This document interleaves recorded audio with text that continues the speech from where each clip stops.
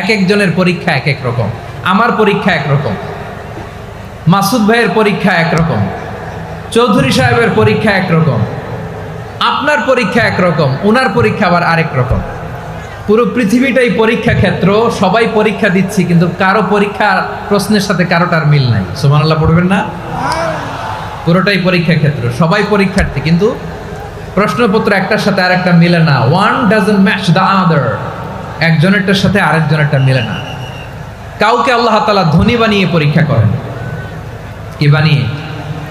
কথা কি বুঝতেছেন নাকি কষ্ট হচ্ছে? কষ্ট হচ্ছে আপনাদের? কাউকে আল্লাহ ধনী বানিয়ে পরীক্ষা করেন, আবার কাউকে আল্লাহ তাআলা গরিব বানিয়ে পরীক্ষা করেন, কাউকে আল্লাহ অসুস্থ বানিয়ে পরীক্ষা করেন। কেউ দেখবেন যে দুরারোগ্য ব্যাধিতে আক্রান্ত, ডাক্তার বলেছে আর সময় নাই, দুরারোগ্য ব্যাধি, ক্যান্সার, যার নেই কোনো অ্যান্সার, তার জন্য পরীক্ষা হচ্ছে এই রোগ। আরেক লোক দেখবেন তার আবার রোগ বালাই নাই, মাশাআল্লাহ, তাকে আল্লাহ তাআলা আর্থিক দৈন্যতা, দারিদ্রতা দিয়ে পরীক্ষা করছেন। এরকম আছে না নাই? টাকা পয়সা নাই, দিন আনে দিন খায়, যা আছে তাতে চলে না, এটা তার জন্য পরীক্ষা।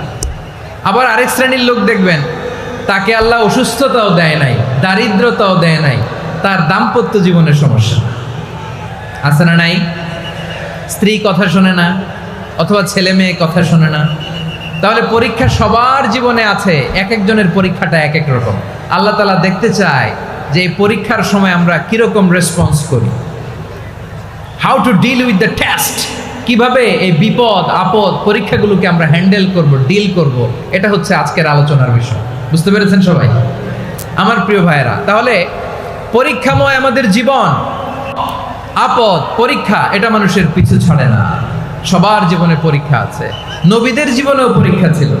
সাহাবারা জিজ্ঞেস করেছেন, ইয়া রাসূলুল্লাহ, আইয়ুন নাসি আশাদ্দু বালাআন ফিদ দুনিয়া, এই দুনিয়ার বুকে কাদের পরীক্ষা সবচেয়ে বেশি? বিশ্বনবী বলেছেন, আল আম্বিয়া, এই পৃথিবীতে সবচেয়ে বেশি পরীক্ষা আল্লাহ তাআলা নিয়ে থাকেন নবীদের। কাদের? নবীদের। সুম্মাল আমসাল ফাল আমসাল, এরপরে নবীদের পরের স্তরে যারা, তাদের পরীক্ষা। এরপরে তাদের পরের স্তরে যারা, তাদের পরীক্ষা। সিদ্দিকিনদের, শুহাদাদের, সলিহিনদের, আল্লাহওয়ালাদের, যার ঈমান যত মজবুত তার জীবনে পরীক্ষাও তত বেশি। চিল্লায় বলেন ঠিক কিনা? তাহলে মুমিনরা, বিশ্বাসীরা, আমরা কি পরীক্ষা বিপদ আপদে ভয় পাই? হ্যাঁ, বিপদ দেখলে ভয় লাগে আপনাদের? ভয় লাগে? হ্যাঁ, না, মুমিনরা বিপদে ভয় পায় না, তারা হতাশ হয় না, সুবহানাল্লাহ, তারা নিরাশ হয় না। বিশ্বাসীরা হাল ছেড়ে দেয় না, তারা ভরসা রাখে একজনের উপর। চিল্লায় বলতে হবে তিনি কে? কারণ মুমিন জানে the grief isn't permanent, the test isn't permanent, the struggle in our life isn't permanent. আমাদের জীবনের দুঃখ, কষ্ট, স্ট্রাগল, এগুলো পার্মানেন্ট নয়। after every difficulties there is an ease, সব কষ্টের পরেই একটা সুখ আছে না নাই? রব্বুল আলামিন বলেন, ফা ইন্না মাআল উসরি ইউসরা, ইন্না মাআল উসরি ইউসরা, ভয় পেও না, চিন্তা করো না, কষ্টের সাথেই আমি রেখে দিয়েছি স্বস্তি। সুবহানাল্লাহ বলেন। মুমিন জীবনে বিপদ যত বেশি, কষ্ট যত বেশি, তার সামনে সফলতা তার চেয়েও বেশি। ঠিক কিনা বলেন?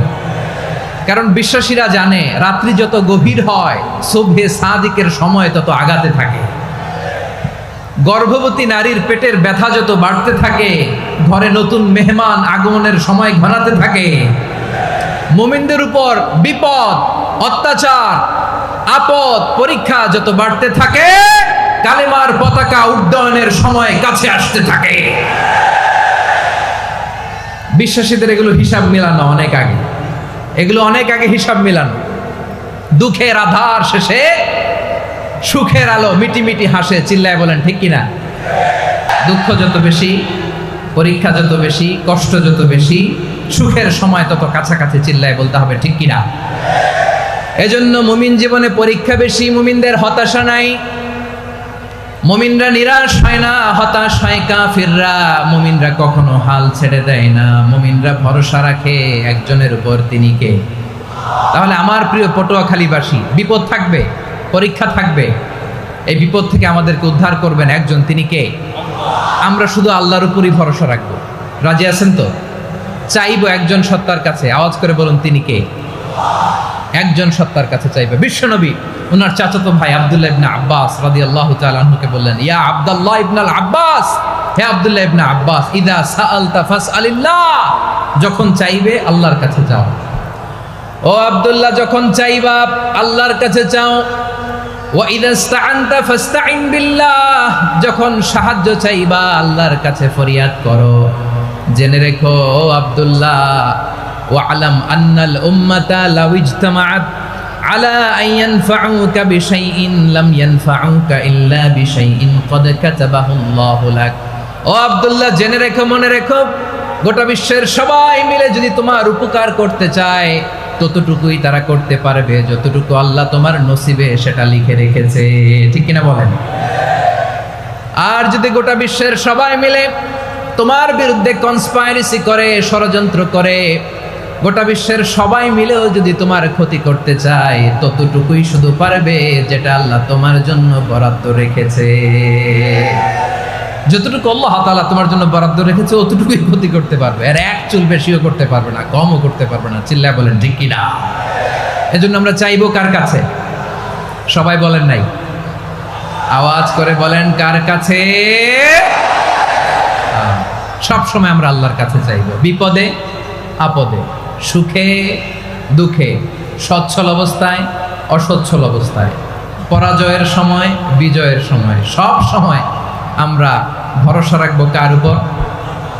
সবাই বলুন। একদল লোক আছে যারা বিপদে পড়লে আল্লাহরে ডাকে, আছে না নাই? পটুয়াখালীতে মাশাআল্লাহ নাই। বিপদ আসলে আল্লাহরে ডাকে, বিপদ নাই আল্লাহও নাই। বিপদে পড়লে নামাজ পড়ে, বিপদও নাই নামাজও নাই। বিপদে পড়লে জিকির করে, বিপদ যখন চলে যায় ওদের জিকিরও বন্ধ হয়ে যায়। এরকম আছে না নাই? কিছু লোক দেখবেন পরীক্ষা আসলে নামাজ পড়ে, আছে আছে। জেনজি আওয়াজ করো, এরকম আছে? এই কমন পড়ে গেছে, কমন পড়ছে। দেখবেন পরীক্ষার সময় নামাজ পড়ে, পরীক্ষাও নাই নামাজও আছে। এরকম কিছু লোক আছে অসুস্থ হলে আল্লাহরে বড্ড ভালোবাসে, আল্লাহরে খুব ডাকে। অসুস্থ হইলে অসুস্থতাও নাই, আল্লাহ স্মরণও নাই। দেখবেন কিছু লোক নির্বাচন আসলে খুব আল্লাহওয়ালা হয়ে যায়, তখন দেখবেন মাথার মধ্যে হেজাব লাগায়, পাঞ্জাবি লাগায়, আল্লাহওয়ালা হয়ে যায়। নির্বাচনও নাই, এরপরে আল্লাহর কথাও নাই। আছে না নাই? না, এরকম হওয়া যাবে না। সব সময় আমরা আল্লাহরে ডাকবো, বিপদে আপদে সব সময় ভরসা রাখবো আমরা একজনের উপর। আওয়াজ করে বলেন তিনি কে? এ কথায় আল্লাহ তাআলা আমাদের চোখে আঙ্গুল দিয়ে জানিয়ে দিলেন, ফাইদা রাকিবু ফিল ফুলকি দা'আবুল্লাহ মুখলিসিনা লাহুদ্দিন ফালাম্মা নাজ্জাহুম ইলাল বাররি ইযা হুম ইউশরিকুন। আল্লাহ বলে একদল লোক আছে, তারা যখন নৌযানে চড়ে, জলযানে চড়ে, সাগরের মধ্যে যখন জাহাজে চড়ে, লঞ্চে চড়ে, তারা যখন তুফানের সম্মুখীন হয় তখন তারা আল্লাহরে বড্ড বেশি ডাকে, একান্তভাবে ডাকে, বিশুদ্ধ চিত্তে ডাকে। আবার তুফান থেকে তাদেরকে সেফ জোনে নিয়ে, নিরাপদ জোনে নিয়ে যখন বন্দরে আমি আল্লাহ তাদেরকে ভিড়িয়ে দেই, ওই লোকগুলো আবার আমি আল্লাহর সাথে শিরিক করে। এরকম আছে না নাই? জাহাজে উঠছে, সাগরের মাঝখানে তুফান, ওই সময় দেখবেন আল্লাহ কারে কয়। এই কথা তো আপনাদেরকে বোঝানো সহজ, আপনারা তো নদীর দেশের মানুষ। লঞ্চে চড়েন নাই কারা কারা? দেখি, লঞ্চে চড়ছেন? হ্যাঁ, লঞ্চে চড়ে নাই এরকম একজনও নাই এখানে। আচ্ছা, লঞ্চে উঠছেন কে কে? দেখি। মাশাআল্লাহ মাশাআল্লাহ মাশাআল্লাহ, ঠিক আছে, আপনাদের বোঝানো সহজ। আচ্ছা, লঞ্চে উঠে তুফানের সম্মুখীন হয়েছেন, জলোচ্ছ্বাস সবাই, মাশাআল্লাহ। তো এই ওয়াজ তো আপনাদের মুখস্থ, ঠিক কিনা বলেন? আমার বলার দরকার নাই, বলেন। মাঝ নদী, তুফান, জলোচ্ছ্বাস, জলের মধ্যে উচ্ছ্বাস, ঢেউ, টর্নেডো, সাইক্লোন, মেঘের ঘনঘটা, পরিবেশ ঘুটঘুটে অন্ধকার, লঞ্চ একবার এদিকে আরেকবার ওইদিকে, ভিতরে কি অবস্থা হয় বলেন তো? হ্যাঁ, তখন মুসলিমও আল্লাহরে ডাকে, হিন্দু আল্লাহরে ডাকে, ঠিক কিনা বলেন?